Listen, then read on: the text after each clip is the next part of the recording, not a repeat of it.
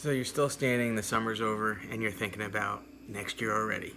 Looking at your programming, what worked this year, what you'll bring over to the next year, what didn't work this year in your program, and what you're not going to carry over. But all your programming does is create staffing levels. So you have to start planning your staffing level pretty soon and looking forward to the next year. And many people ask me, Ed, do you have an employee-based staff or do you have an independent contractor staff? Well, I'm a seasonal club at the moment, and I have independent contractors on my courts as pros. So then the next question is, Ed, how do you keep those staff members? And you have to incentivize them. You can't just go with the age-old $45 an hour, no matter what you're doing, whether it's 5-year-olds or adults or junior clinics or threes and me's. You have to keep your staff happy. And in order to retain staff year to year, they have to be really happy. So I incentivize them, and I incentivize each and every pro differently based on their strengths and weaknesses. So for example, if I have a head pro that doesn't like to hang around, I'll make sure he wants to hang around, because if he sells a racket while he's hanging around, he gets a commission. If he's on the chit, that's when he sells a tennis dress to one of the moms, he gets a commission. So it pays for him to hang around. Even though he's not on the clock, because he's not an employee, he can still actually make some money.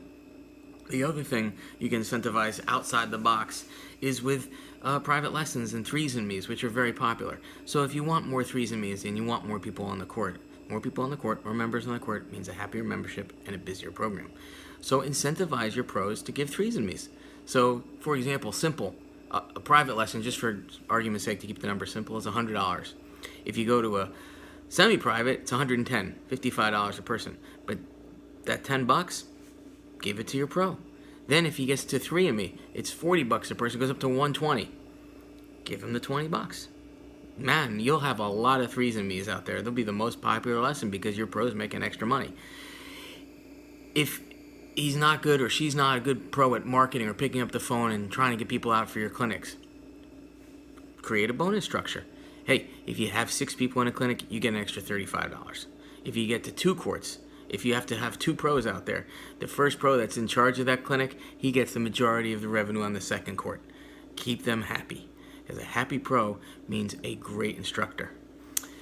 You can also do tournaments and incentivize your 1099 subcontractors to be here for tournaments. A lot of them don't want to, but pay them their hourly rate and create that rate and put it into your tournament fee. Create a bonus structure. If they fill a 16-person draw, they get an extra kickback. So they're out there marketing your tournaments. They're getting members out and participating, because a happy membership is a busy membership. So when you're thinking about planning for next summer, and you're figuring out your costs per court or costs per pro, create some incentives in there based on the strengths and weaknesses of your staff, and you'll see that your staff will come back year after year.